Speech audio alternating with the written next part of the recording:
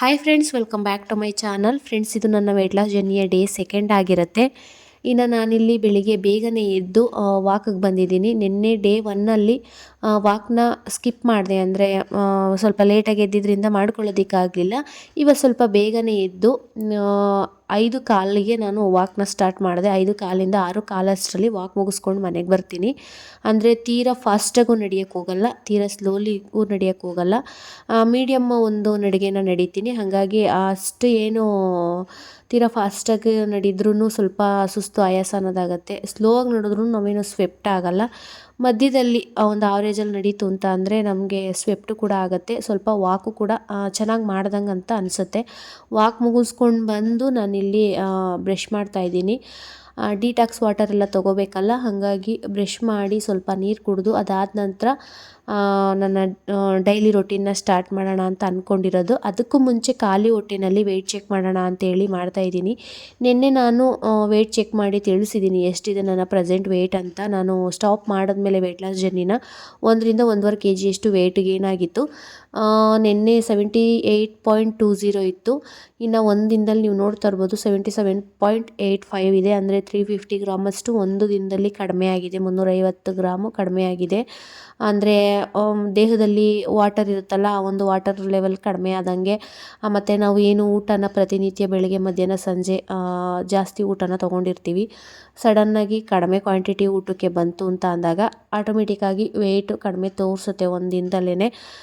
But ಒಂದು ವಾರ ಟೈಮಲ್ಲಿ ನಾವೇನೋ ಒಂದು ವೆಯ್ಟ್ ರೆಡ್ಯೂಸ್ ಮಾಡ್ತೀವಿ, ಅಲ್ಲಿ ಬೇಗನೆ ರೆಡ್ಯೂಸ್ ಆಗುತ್ತೆ. 1ರಿಂದ 1 kg 1.5 kgವರೆಗೂ ವೆಯ್ಟು ರೆಡ್ಯೂಸ್ ಆಗುತ್ತೆ. ಬಟ್ ಅದಾದಮೇಲೆ ಇರ್ತಕ್ಕಂಥದ್ದು ಚಾಲೆಂಜು. ಅದೇ ಹೇಳಿದ್ನಲ್ವ, ಫುಡ್ಡೆಲ್ಲ ಚೆನ್ನಾಗಿ ತಿಂತಾ ಇರ್ತೀವಿ, ಸಡನ್ನಾಗಿ ಫುಡ್ ಕಂಟ್ರೋಲ್ ಬಂದಾಗ ಆಟೋಮೆಟಿಕ್ಕಾಗಿ ವೆಯ್ಟು ಕೂಡ ಕಡಿಮೆ ಆಗುತ್ತೆ. ಆಮೇಲೆ ಕ್ರಮೇಣವಾಗಿ ನಾವು ಒಂದು ಗುರಿನ ಇಟ್ಕೊಂಡು ನೀಟಾಗಿ ಎಕ್ಸಸೈಜು, ವಾಕು, ಫುಡ್ ಕಂಟ್ರೋಲಿಂಗ್ ಎಲ್ಲ ಮಾಡಿಕೊಂಡು ಅದಾದ ನಂತರ ತೂಕ ಇಳಿಸೋದಿದೆಯಲ್ಲ, ಅದು ಇಂಪಾರ್ಟೆಂಟ್ ಆಗುತ್ತೆ. ಈ ಒಂದು ಸ್ಟಾರ್ಟಿಂಗ್ ಡೇಸಲ್ಲಿ ಫಸ್ಟ್ 1 ವೀಕಲ್ಲಿ ಆರಾಮಾಗಿ 1 kg 1.5 kg ಅಷ್ಟು ಪರ್ ವೀಕ್ ನಾವು ವೆಯ್ಟ್ನ ಲಾಸ್ ಮಾಡ್ಕೋಬೋದು. ನನ್ನ ಟಾರ್ಗೆಟ್ ಇರೋದು 1 ವಾರಕ್ಕೆ 1 kg ಅಷ್ಟು ರೆಡ್ಯೂಸ್ ಆಯಿತು ಅಂತ ಅಂದರೆ ಓಕೆ. ಅದಕ್ಕಿಂತ ಜಾಸ್ತಿನೂ ಬೇಡ, ಅದಕ್ಕಿಂತ ಕಡಿಮೆನೂ ಬೇಡ. ತೀರಾ ಜಾಸ್ತಿ ಮಾಡ್ಕೊಬಿಡ್ತು ಅಂತ ಅಂದರೆ ನಾವು ಫುಡ್ಡನ್ನ ಸಿಕ್ಕಾಪಟ್ಟೆ ಕಂಟ್ರೋಲ್ ಮಾಡಿಬಿಡ್ತೀವಿ ಅಂತ ಆಗುತ್ತೆ. ತೀರಾ ಫುಡ್ಡನ್ನ ತಗೊಳ್ದೇ ಡಯೆಟ್ನ ಮಾಡೋಕ್ಕೆ ಹೋಗಬಾರ್ದು, ಅದು ಸ್ವಲ್ಪ ಹೆಲ್ತಿಗೂ ಕೂಡ ಎಫೆಕ್ಟ್ ಆಗುತ್ತೆ. ಇನ್ನು ನಾನು ಸ್ವಲ್ಪ ಬಿಸಿ ನೀರನ್ನ ಮಾಡ್ಕೊಂಡು ಕುಡಿದೆ. ನಾನು ಸಾಮಾನ್ಯ ತಣ್ಣೀರನ್ನೇ ಕುಡಿಯೋದು, ಬಟ್ ಸ್ವಲ್ಪ ಗಂಟ್ಲೆಲ್ಲ ಕಿಚ್ಚಿರೋದ್ರಿಂದ, ಹೆಲ್ತ್ ಸ್ವಲ್ಪ ಅಪ್ಸೆಟ್ ಆಗಿರೋದ್ರಿಂದ ಬಿಸಿ ನೀರನ್ನು ಕುಡಿದೆ. ಸ್ವಲ್ಪ ಗಂಟ್ಲಿಗೂ ಕೂಡ ಹಿತ ಅನ್ನಿಸ್ತು. ಅದಾದ ನಂತರ ನಾನಿಲ್ಲಿ ಸ್ವಲ್ಪ ಹೊತ್ತು ಧ್ಯಾನಕ್ಕೆ ಕೂತಿದ್ದೀನಿ. ಮೆಡಿಟೇಷನ್ ಮಾಡ್ಕೊಳ್ಳೋದ್ರಿಂದ ನಾನು ಸ್ವಲ್ಪ ಕಾಮಾಗಿರ್ತೀನಿ.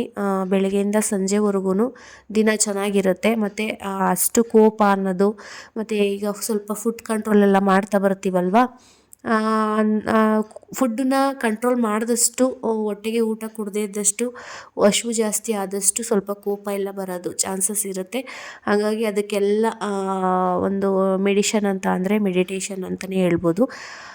ಹಾಗಾಗಿ ನನಗೆ ಇದರಿಂದ ಸ್ವಲ್ಪ ಯೂಸ್ ಇದೆ, ಹೆಲ್ತ್ ಬೆನಿಫಿಟು ಕೂಡ ಇದೆ ಅಂತೇಳಿ ನಾನು ಒಂದು 5 ನಿಮಿಷ, ಜಸ್ಟ್ ಒಂದು 5 ನಿಮಿಷ ಕೂತು ನಮ್ಮ ಮನಸ್ಸಲ್ಲಿರ್ತಕ್ಕಂಥ ನೆಗೆಟಿವ್ನೆಲ್ಲನೂ ಹೊರಗಡೆ ಹಾಕಿ ಪಾಸಿಟಿವ್ ಅನ್ನೋದೆಲ್ಲನೂ ಕೂಡ ಒಳಗಡೆ ತೊಗೊಂಡ್ರೆ ಆರಾಮ್ ಅನಿಸುತ್ತೆ. ಅದ್ರ ಬದಲಿಗೆ ನೀವು ನನ್ನ ವೆಯ್ಟ್ ಏನಿದೆ ಅದೆಲ್ಲ ಕಡಿಮೆ ಆಗಲಿ, ನಾನು ವೆಯ್ಟ್ ಲಾಸ್ ಮಾಡ್ಕೋಬೇಕು, ನನ್ನ ದೇಹದ ತೂಕ ಎಲ್ಲ ಹೊರಗೋಗಲಿ, ಮತ್ತು ಸಣ್ಣ ಆಗೋ ಒಂದು ಏನು ಅಭ್ಯಾಸನ ನಾನು ಮಾಡಿಕೊಳ್ಳಿ ಅನ್ನೋ ರೀತಿಲಿ ಮನಸ್ಸಲ್ಲಿ ನಿಮಗೆ ನೀವೇ ಅಂದ್ಕೊಂಡು, ನೆಗೆಟಿವ್ ಎಲ್ಲ ಹೊರಗೋಗಲಿ, ಪಾಸಿಟಿವ್ ಎಲ್ಲ ಒಳಗಡೆ ಬರಲಿ ಅಂತ ಅಂದ್ಕೊಂಡು ಒಂದು 5 ನಿಮಿಷ ಮೆಡಿಟೇಷನ್ ಮಾಡ್ತು ಅಂತ ಅಂದರೆ ಫೀಲ್ ಗುಡ್ ಅಂತ ಅನಿಸುತ್ತೆ. ಅದಾದ ನಂತರ ನಾನಿಲ್ಲಿ ಡಿಟಾಕ್ಸ್ ವಾಟರ್ನ ಮಾಡ್ಕೋತಾ ಇದ್ದೀನಿ. ನಾನು ಹೇಳಿದ್ದೀನಿ ನಿನ್ನೆ ಪೌಡರ್ ಯಾವ ರೀತಿ ಮಾಡ್ಕೊಳ್ಳೋದು ಅಂತಲೂ ಕೂಡ ತಿಳಿಸಿದ್ದೀನಿ. ಆರಾಮಾಗಿ ಎಲ್ಲನೂ ರೋಸ್ಟ್ ಮಾಡಿಕೊಂಡು ತಣ್ಣಗಾದ ನಂತರ ಪೌಡ್ರ್ ಮಾಡಿ ಇಟ್ಕೊಬಿಡ್ತು ಅಂತ ಅಂದರೆ ಜಸ್ಟ್ 1-2 ಮಿನಿಟ್ಸಲ್ಲೇ ನಾವು ಒಂದು ಡಿಟಾಕ್ಸ್ ವಾಟರ್ನ ರೆಡಿ ಮಾಡ್ಕೊಬಿಡ್ಬೋದು, ಪ್ರಾಬ್ಲಮ್ ಏನಿಲ್ಲ. ಇನ್ನು ಮಳೆನೂ ಕೂಡ ಬರ್ತಿತ್ತು, ಏನೋ ಗೊತ್ತಿಲ್ಲ, ಸುಮಾರು ದಿನಗಳಿಂದ ಮಳೆ ಬರೋದು ಹೋಗೋದು ಯಾವಾಗ ಬರುತ್ತೆ ಹೋಗುತ್ತೆ ಅನ್ನೋದೇ ಗೊತ್ತಾಗಲ್ಲ. ನನಗೂ ಸ್ವಲ್ಪ ವಾಕ್ ಹೋಗಬೇಕಾದ್ರೆ ಸ್ವಲ್ಪ ಹಿಂಸೆ ಆಗತ್ತೆ. ಹಾಗಾದ್ರೂ ಟೋಪಿ ಎಲ್ಲ ಹಾಕ್ಕೊಂಡೇ ಹೋಗ್ತೀನಿ. ಈ ಸ್ವಲ್ಪ ಮಳೆಲೆಲ್ಲ ನೆಂದ್ಬಿಡ್ತು ಅಂತ ಅಂದರೆ ತಲೆಭಾರ ಬರೋದು ಮತ್ತು ಗಂಟ್ಲು ನೋವು ಬರೋದು ಈ ಥರದ್ದೆಲ್ಲ ಆಗುತ್ತೆ.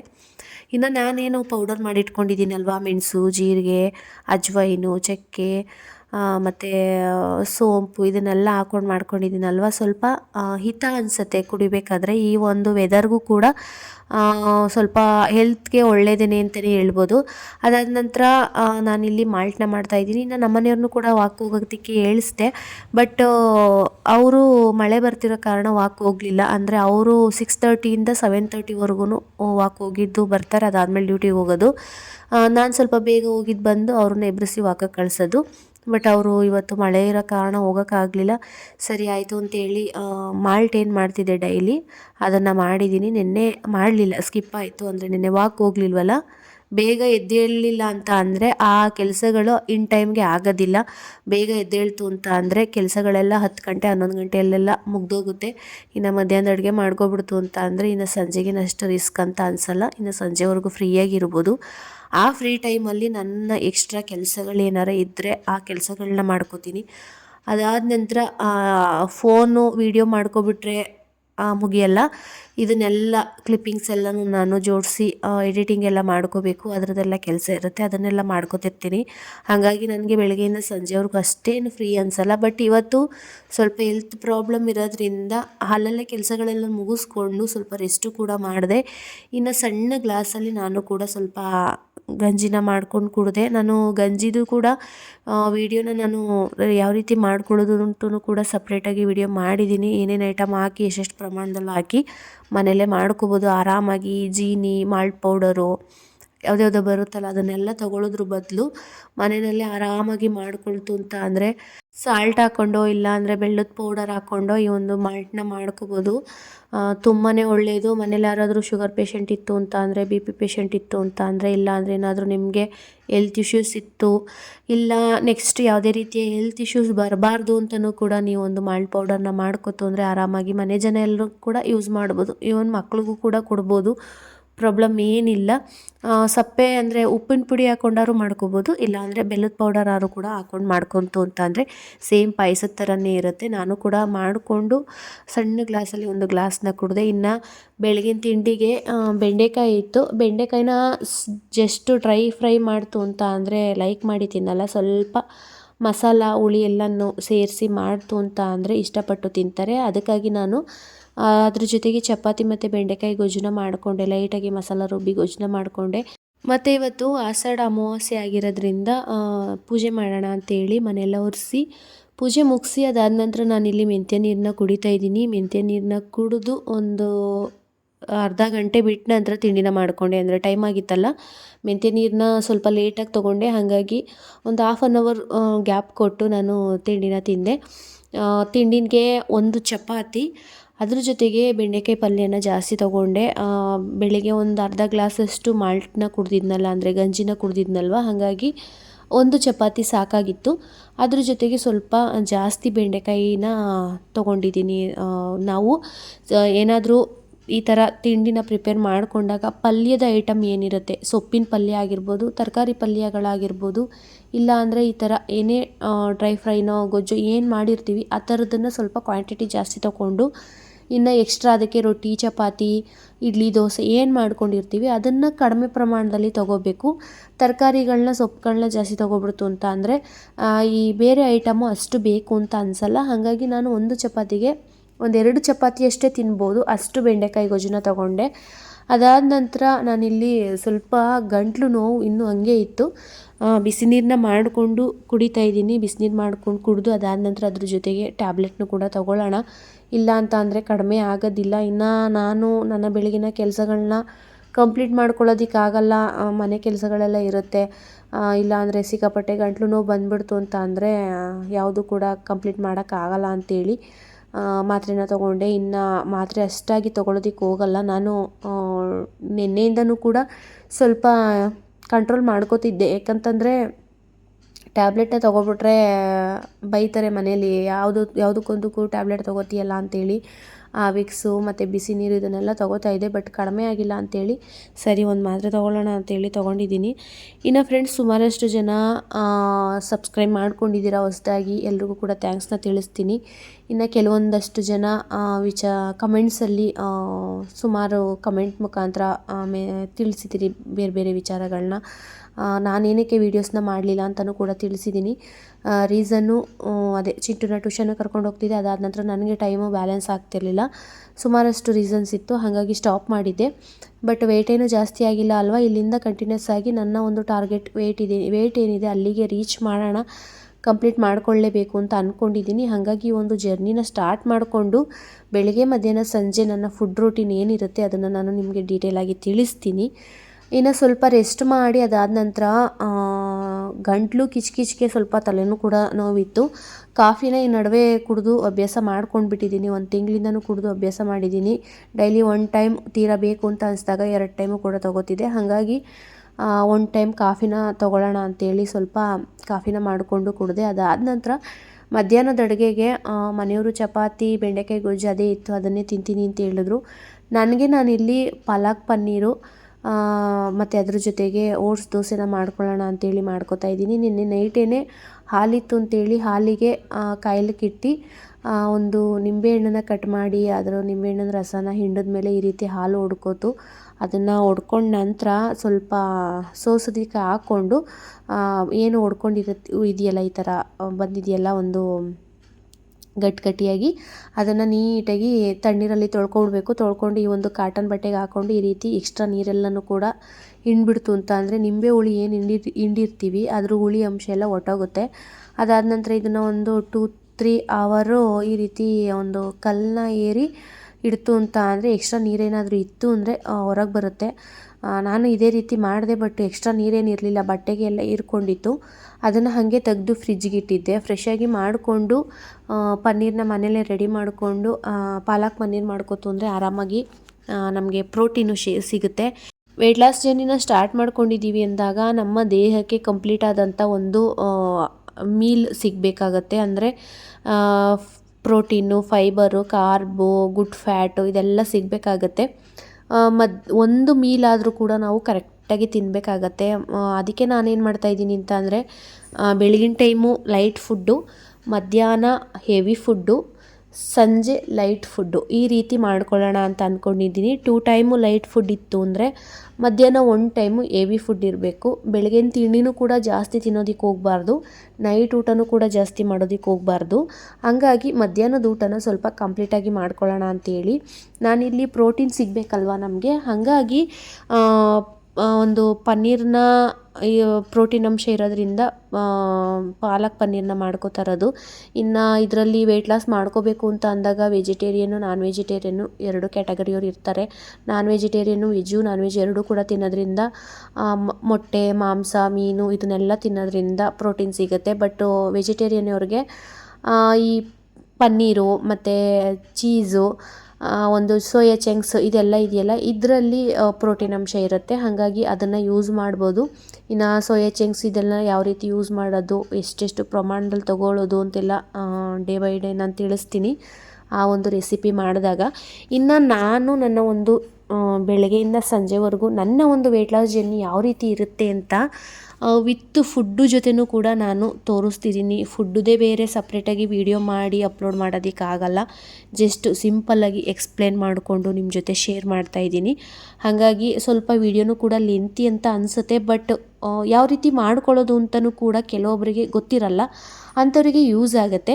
ಇನ್ನು ನಾನಿಲ್ಲಿ ಪಾಲಕ್ ಪನ್ನೀರ್ ಜೊತೆಗೆ ಓಟ್ಸ್ ದೋಸೆನ ಮಾಡ್ಕೊತಾ ಇದ್ದೀನಿ. ಈ ಓಟ್ಸ್ ದೋಸೆನ ಮಾಡ್ಕೊಳ್ಳೋದಕ್ಕೆ ಮನ್ನಾ ಓಟ್ಸ್ನ ತೊಗೊಂಡಿದ್ದೀನಿ. ಆ ಮನ್ನಾ ಓಟ್ಸ್ನ ಪೌಡರ್ ಮಾಡಿ ಇಟ್ಕೊಂಡು ನನಗೆ ಎಷ್ಟು ಬೇಕೋ ಅಷ್ಟನ್ನು ಕಲಿಸ್ಕೊಂಡು, ಅಂದರೆ ಸ್ವಲ್ಪ ರುಚಿಗೆ ತಕ್ಕಷ್ಟು ಉಪ್ಪನ್ನ ಸೇರಿಸಿ, ಸೇಮ್ ನಾವು ರೊಟ್ಟಿ ಹಿಟ್ಟು, ದೋಸೆ ಹಿಟ್ಟು ಯಾವ ರೀತಿ ಕಲಿಸ್ಕೊತೀವಿ ಅದೇ ರೀತಿ ಕಲಿಸ್ಕೊಂಡು ನಾನಿಲ್ಲಿ ದೋಸೆನ ಮಾಡ್ಕೊತಾ ಇದ್ದೀನಿ. ನೋಡ್ತಾ ಇರ್ಬೋದು ಯಾವ ರೀತಿ ದೋಸೆ ಬಂದಿದೆ ಅಂತ. ಚೆನ್ನಾಗಿದೆ, ಟೇಸ್ಟು ಕೂಡ ಚೆನ್ನಾಗಿತ್ತು. ಅದ್ರ ಜೊತೆಗೆ ಸೈಡ್ಸ್ಗೆ ಸೌತೆಕಾಯಿ ಇದೆಲ್ಲ ಇರಲಿಲ್ಲ, ಅದಕ್ಕೆ ಕ್ಯಾರೆಟ್ನ ತೊಗೊಂಡಿದ್ದೀನಿ. ಇನ್ನು ಟೊಮೊಟೊನೂ ಕೂಡ ಎಕ್ಸ್ಟ್ರಾ ಸಲಾಡಾಗಿ ತೊಗೋಬೋದು, ಬಟ್ ಸ್ವಲ್ಪ ಗಂಟಲು ಕಿಚ್ಕಿಚ್ಚಿರೋದ್ರಿಂದ ಜಾಸ್ತಿ ಏನು ಸ್ವಲ್ಪ ತಣ್ಣಿ ಶೀತ ಇರ್ತಕ್ಕಂಥದ್ದು ಏನೂ ತೊಗೊಳ್ತಾ ಇಲ್ಲ. ಸ್ವಲ್ಪ ಗಂಟಲು ನೋವೆಲ್ಲ ಕಡಿಮೆ ಆದಮೇಲೆ ಕಂಪ್ಲೀಟಾಗಿ ಎಲ್ಲ ನಾನು ಅಭ್ಯಾಸ ಮಾಡ್ಕೊಳ್ಳೋಣ ಅಂತೇಳಿ ಇನ್ನು ಊಟ ಮಾಡಿ ಇಲ್ಲಿ ಬಿಸಿ ನೀರನ್ನು ಕೂಡ ಕುಡಿತಾ ಇದ್ದೀನಿ. ಮುಂಚೆ ನಾನು ಊಟ ಆದ ತಕ್ಷಣ ಮಧ್ಯಾಹ್ನ ಮತ್ತು ನೈಟ್ ಊಟ ಆದ ತಕ್ಷಣ ಸೋಂಪನ್ನ ಅಗೆದು ತಿಂತಿದ್ದೆ. ಇವಾಗ ಬೆಳಗಿನ ಒಂದು ಡಿಟಾಕ್ಸ್ ವಾಟರ್ಗೆ ನಾನು ಸೋಂಪನ್ನ ಆ್ಯಡ್ ಮಾಡಿರೋದ್ರಿಂದ ಏನು ಆ ಪೌಡರ್ನ ಮಾಡ್ಕೊಳ್ಳೋದಕ್ಕೆ ಎಲ್ಲನೂ ಸೇರಿಸಿ ಹುರಿದಿರೋದ್ರಿಂದ ಎಕ್ಸ್ಟ್ರಾ ಮೆಂತ್ಯ ನೀರನ್ನು ಮಾತ್ರ ನಾನು ಎಕ್ಸ್ಟ್ರಾ ಇಟ್ಕೋತಾ ಇರೋದು. ಇನ್ನು ಬೇರೆದೆಲ್ಲ ಎಕ್ಸ್ಟ್ರಾ ಅಲ್ಲೇ ಸೇರಿಕೊಂಡಿದೆ. ಅದಕ್ಕಾಗಿ ನಾನು ಸೋಂಪನ್ನ ಅಗೆದು ತಿಂತಾಯಿಲ್ಲ. ಇನ್ನು ಮಜ್ಜಿಗೆನೂ ಕೂಡ ಅಭ್ಯಾಸ ಮಾಡ್ಕೋಬೇಕು. ಮೊಸರು ಮಾಡಿ ಇಡ್ತಾಯಿದ್ದೀನಿ, ಬಟ್ ಮಜ್ಜಿಗೆನ ಮಾಡ್ಕೊಳ್ತಾ ಇಲ್ಲ. ಯಾಕಂತಂದರೆ ಕಾರಣ ಅಷ್ಟೇ, ಶೀತ ಆಗಿರೋದ್ರಿಂದ ಮಜ್ಜಿಗೆನ ಮಾಡ್ಕೋತಾ ಇಲ್ಲ. ಊಟ ಆದಮೇಲೆ ಮಧ್ಯಾಹ್ನ ಟೈಮು ಒಂದು ಗ್ಲಾಸು ಮಜ್ಜಿಗೆನ ಕುಡೀರಿ. ಅದಾದ ನಂತರ ನಾನು ಇಲ್ಲಿ ಪಾಪುಗೆಲ್ಲ ಊಟ ಮಾಡಿಸಿ ಅವನು ಕೂಡ ಊಟ ಮಾಡ್ದೆ. ಪಾಲಕ್ ಪನ್ನೀರು ಮತ್ತು ಓಟ್ಸ್ ದೋಸೆನ ತಿಂದು ನನ್ನ ಜೊತೆ ಮಲಗ್ದ. ಇವನಿತ್ತು ಅಂದರೆ ಬೆಳಗ್ಗೆಯಿಂದ ಸಂಜೆವರೆಗೂ ಆರಾಮಾಗಿ ಟೈಮ್ನ ಪಾಸ್ ಮಾಡ್ಬೋದು. ಮಕ್ಕಳಿತ್ತು ಅಂತ ಅಂದರೆ ಏನೋ ಒಂಥರ ಖುಷಿ ಮನೆಯಲ್ಲಿ. ಅದಾದ ನಂತರ ಇನ್ನು ಈವ್ನಿಂಗ್ ಕೆಲಸಗಳೆಲ್ಲ ಮುಗಿಸ್ಕೊಂಡು ಈವ್ನಿಂಗ್ ಸ್ನ್ಯಾಕ್ಸ್ಗೆ ಅಂತೇಳಿ ನಾನಿಲ್ಲಿ ಒಂದು ದಾಳಿಂಬೆ ಹಣ್ಣನ್ನು ಬಿಡಿಸ್ಕೊಂಡು ತಿಂತಾಯಿದ್ದೀನಿ. ಅದಾದ ನಂತರ ನೈಟು ಊಟಕ್ಕೆ ನಾನೇನು ಒಂದು ನಿನ್ನೆ ಗ್ರೀನ್ ಪೌಡರ್ ಅಂತ ಹೇಳಿದ್ನಲ್ವ, ಅದನ್ನು ತೊಗೋತಾ ಇದ್ದೀನಿ. ಅದನ್ನೇ ಯಾವ ರೀತಿ ಮಾಡಿದ್ದು ಅಂತಲೂ ಕೂಡ ನಿಮ್ಮ ಜೊತೆ ಶೇರ್ ಮಾಡ್ತೀನಿ. ನೀವು ವಿಡಿಯೋನ ಸ್ಕಿಪ್ ಮಾಡದೆ ನೋಡಬೇಕು. ಏನೇ ಒಂದು ಮಾಹಿತಿ ತಿಳ್ಕೊಬೇಕು ಅಂತ ಅಂದ್ರೂ ವಿಡಿಯೋನ ಸ್ಕಿಪ್ ಮಾಡದೆ ನೋಡಬೇಕು. ನಾನಿಲ್ಲಿ ಸ್ವಲ್ಪ ರೈಸು, ಅದಕ್ಕೆ ಉಪ್ಪಿನ ಪುಡಿ ಮತ್ತು ಏನು ಗ್ರೀನ್ ಪೌಡರ್ ಮಾಡ್ಕೊಂಡಿದ್ದೆ ಆ ಪೌಡರು, ಅದ್ರ ಜೊತೆಗೆ ಒಂದು 2 ಟೇಬಲ್ ಸ್ಪೂನಷ್ಟು ಹುಚ್ಚೆಳ್ಳೆಣ್ಣೆನ ಸೇರಿಸ್ಕೊಂಡು ಕಲಿಸ್ಕೊತಾ ಇದ್ದೀನಿ. ಒಂಥರ ಮೆಣಸಿನ ಪುಡಿ ಅನ್ನದ ಥರನೇ ಇತ್ತು, ಹಿತ ಅಂತಲೂ ಕೂಡ ಅನ್ನಿಸ್ತು. ನಾನು ಟೇಸ್ಟ್ ಚೆನ್ನಾಗಿರಲ್ವೇನೋ, ಸ್ವಲ್ಪ ಕಹಿ ಬರ್ಬೋದು ಈ ಒಂದು ಗ್ರೀನ್ ಪೌಡರು ಅಂತ ಅಂದ್ಕೊಂಡೆ.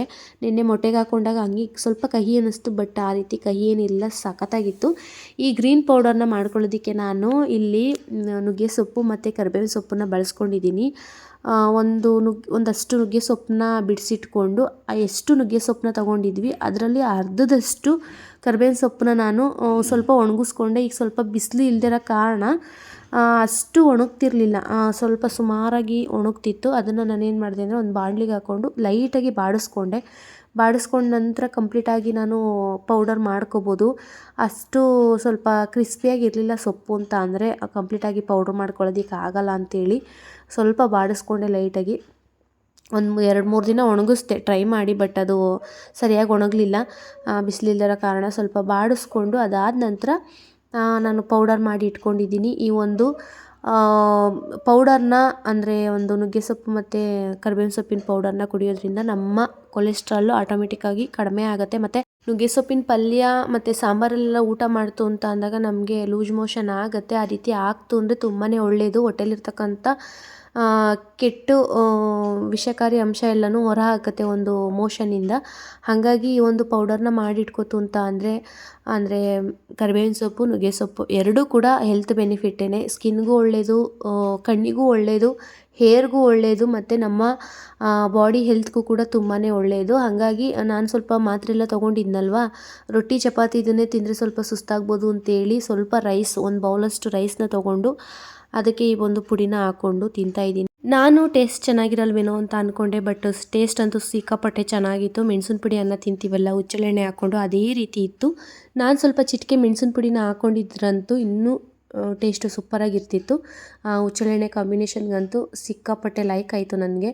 ದಿನ ನೈಟ್ ಇದೇ ಊಟ ಆಗೋದ್ರೆ ಇನ್ನೂ ಚೆನ್ನಾಗಿರುತ್ತೆ, ಬಟ್ ರೈಸ್ನ ಜಾಸ್ತಿ ತೊಗೋಬಾರ್ದು ಅಂತೇಳಿ ನಾನು ಒಂದು ಚಿಕ್ಕ ಬೌಲಷ್ಟಲ್ಲಿ ಮಾತ್ರ ತೊಗೊಂಡಿದ್ದು. ನಾನು ಮುಂಚೆ ಎಲ್ಲ ಕಂಪ್ಲೀಟಾಗಿ ರೈಸ್ನ ಬಿಟ್ಟು ಡಯೆಟ್ನ ಸ್ಟಾರ್ಟ್ ಮಾಡ್ಕೊಂಡಿದ್ದು, ಬಟ್ ನನ್ನನ್ನು ನೋಡಿ ಬೇರೆಯವರು ಅಂದರೆ ನೀವು ಯಾರಾದರೂ ವೀಡಿಯೋಸ್ನ ನೋಡಿ ಡಯೆಟ್ ಸ್ಟಾರ್ಟ್ ಮಾಡ್ಕೊಂಡಿತ್ತು ಅಂತ ಅಂದರೆ ಕೆಲವೊಬ್ಬರಿಗೆ ರೈಸ್ನ ಬಿಟ್ಟಿರೋದಕ್ಕಾಗಲ್ಲ, ಹೇಳ್ತಿರ್ತಾರೆ ಕೆಲವೊಬ್ಬರು ರೈಸ್ ಬಿಟ್ಟಿರೋಕ್ಕಾಗಲ್ಲ ಅಂತ.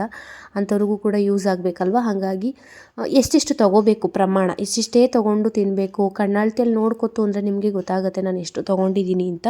ಅದರಲ್ಲಿ ದಪ್ಪದಾಗಿ ತುತ್ತನ್ನ ಮಾಡ್ಕೊಂಡು ತಿಂತು ಅಂದರೆ 4 ತುತ್ತಾಗೋದು ನಾನು ತೊಗೊಂಡಿದ್ದಂಥ ರೈಸು. ಅದನ್ನೇ ಚೂರಾಗಿ ನಾನು ತಿಂದ್ಕೊಂಡು ನನ್ನ ಡೇನ ಕಂಪ್ಲೀಟ್ ಮಾಡ್ಕೋತಾ ಇದ್ದೀನಿ. ಇನ್ನು ಫ್ರೆಂಡ್ಸ್, ಇನ್ನಷ್ಟು ವಿಚಾರಗಳು, ಇನ್ನಷ್ಟು ಮಾಹಿತಿಗಳನ್ನ ಶೇರ್ ಮಾಡ್ತೀನಿ. ಹೆಲ್ತ್ ಪ್ರಾಬ್ಲಮ್ ಇರೋದ್ರಿಂದ ಸ್ವಲ್ಪ ನನ್ನ ರೊಟೀನು ಅಲ್ಲಿ ಇಲ್ಲಿ ಸ್ಕಿಪ್ ಆಗಿದೆ, ಬಟ್ ಪರವಾಗಿಲ್ಲ, ನಾಳೆಯಿಂದ ಕಂಪ್ಲೀಟಾಗಿ ನಿಮ್ಮ ಜೊತೆ ಶೇರ್ ಮಾಡ್ತೀನಿ. ಇನ್ನು ಕೊನೆವರೆಗೂ ವಿಡಿಯೋನ ನೋಡಿದ್ದಕ್ಕಾಗಿ ಎಲ್ರಿಗೂ ಕೂಡ ಥ್ಯಾಂಕ್ಸ್ ತಿಳಿಸ್ತಾ ನಾಳಿನ ವಿಡಿಯೋದಲ್ಲಿ ಸಿಗೋಣ. ಬಾಯ್.